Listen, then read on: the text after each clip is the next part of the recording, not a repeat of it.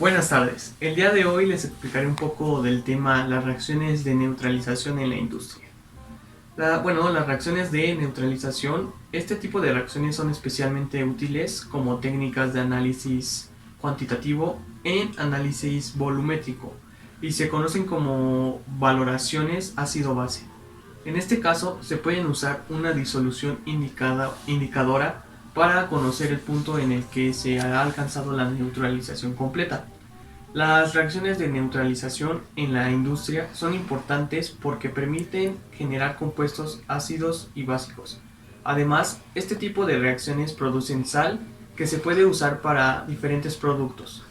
Las reacciones de neutralización se utilizan cuando hay fuga de un ácido o de una base, dado que cada una en su estado concentrado es una sustancia corrosiva peligrosa para que un ser humano tenga contacto con ella. En la industria, estas reacciones son usadas a diario para poder controlar reacciones mucho más complicadas.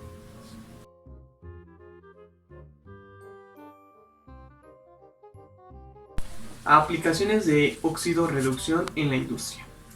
La oxidación es una reacción química donde un elemento cede electrones, por lo tanto, aumenta su estado de oxidación. El nombre de oxidación proviene de que en la mayoría de estas reacciones la transferencia de electrones se da mediante la adquisición de átomo de oxígeno o viceversa. La importancia de las reacciones de óxido-reducción en la industria. Hoy en día, las reacciones de óxido-reducción se utilizan en infinidad de procesos, especialmente en el campo de la industria. Por ejemplo, en la generación de energía de electricidad, como las pilas de electroquímicas, o el proceso inverso, es decir, a través de la electricidad, provocar reacciones químicas que no son espontáneas de gran utilidad para la obtención de metales y otras sustancias de gran interés social. Como se mencionó al comienzo, los procesos de óxido-reducción tienen que ver con situaciones que todos vemos a diario. Una de ellas es la corrosión del hierro, material estructural de amplio uso.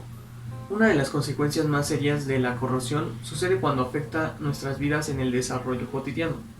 Estos efectos podrían dañar construcciones, edificios, parques y otros, y además implicarían una reparación muy costosa.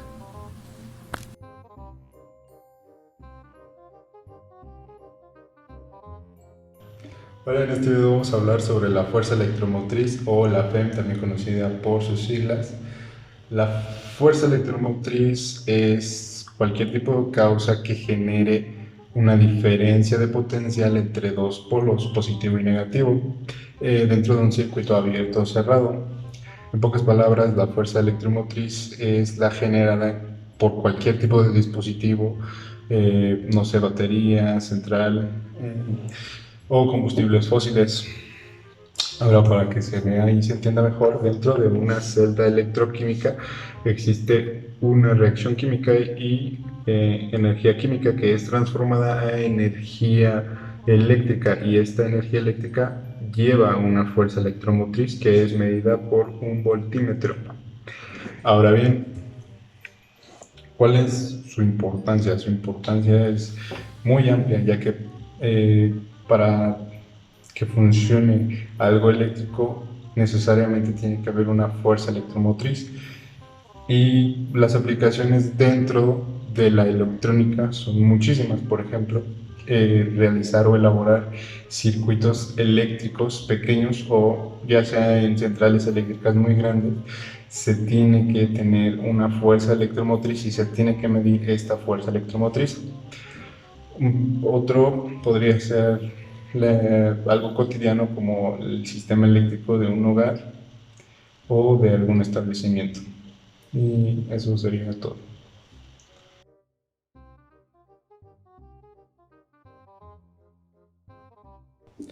Hola, en este video vamos a hablar muy brevemente sobre la electroquímica. La electroquímica es una rama de la química que se enfoca en estudiar las reacciones químicas y la energía eléctrica en sí. Muy resumidamente, las reacciones químicas esta energía química se transforma en energía eléctrica y viceversa, la energía eléctrica se puede transformar en energía química. Uno de los aparatos más conocidos en la electroquímica es una celda electroquímica. Aquí podemos ver que existe una reacción química. Estos son cátodos, estos dos son cátodos. Existe una reacción química generando esta energía química genera energía eléctrica. Bueno, la importancia de la electroquímica es muy amplia, ya que en el ámbito natural, una de las más utilizadas es la fotosíntesis. Esta fotosíntesis genera energía y en el ámbito industrial, la electroquímica realiza algunos metales como el aluminio y el titanio.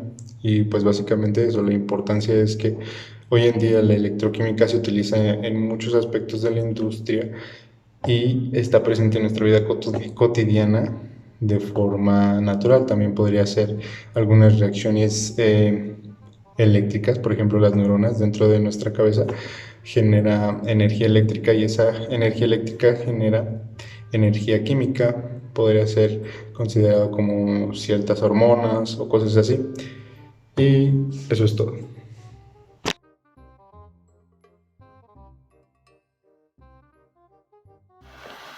Dándole continuidad a los temas, continuamos con el tema número 5, que es la nanoquímica, sus propiedades físico-químicas no convencionales de polímeros.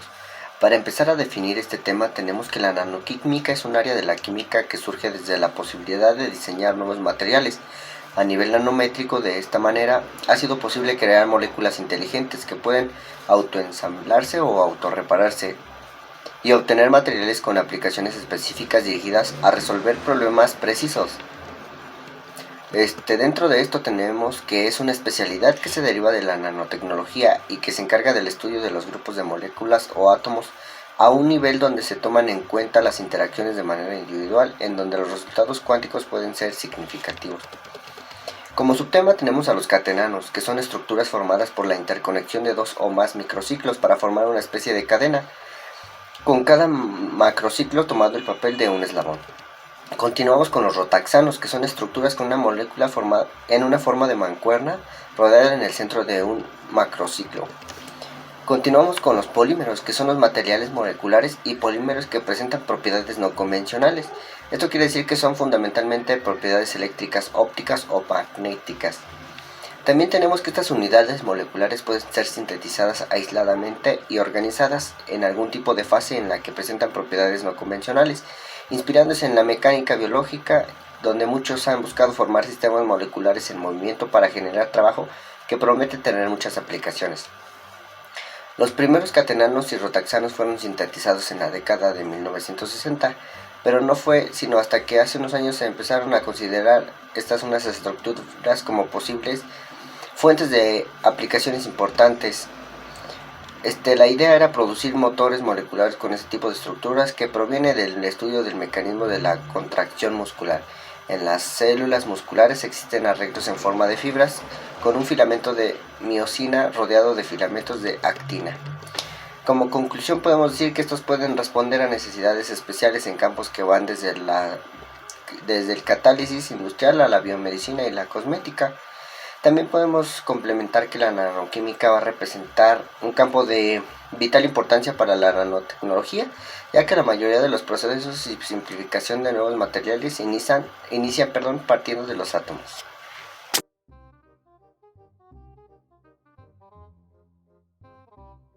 Continuando con el tema número 6, tenemos a la nanoquímica con sus propiedades físico-químicas no convencionales de cetanos.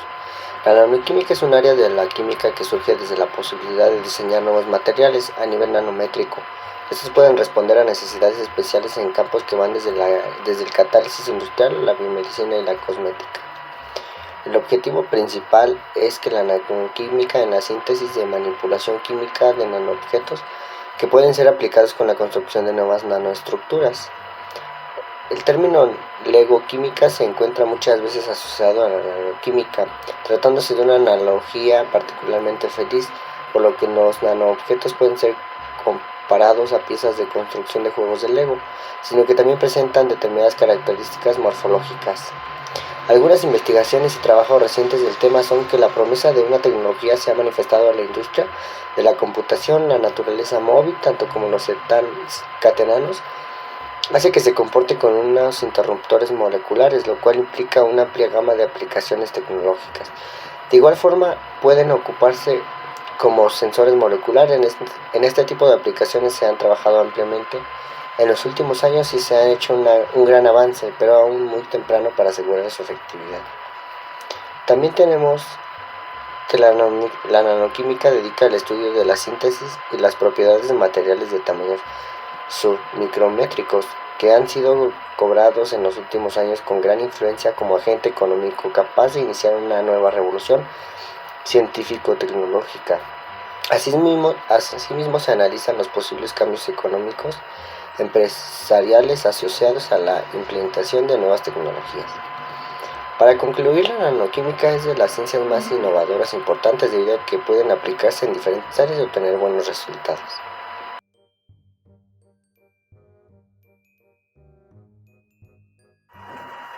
Por último, tenemos la nanoquímica como sus propiedades físico-químicas no convencionales de rotaxanos. La nanoquímica es un área de la química que surge desde la posibilidad de diseñar nuevos materiales. Estos pueden responder a necesidades especiales en un campo que van desde el catálisis a la biomédica. Pero, ¿qué es un rotaxano? Un rotaxano es una arquitectura molecular mecánicamente entrelazada que consiste en una molécula con forma de mancuerna que se inserta a través de un macrociclo. El nombre se deriva del latín rota, que es rueda, y axis, que es eje. Los dos componentes de un rotaxano están sintéticamente atrapados, ya que los extremos de la mancuerna son más grandes que el diámetro interior del anillo, y esto evita la disociación de los componentes, ya que esto requeriría de distorsión significativa de los enlaces covalentes. Un rotaxano es una arquitectura molecular mecánicamente entrelazada.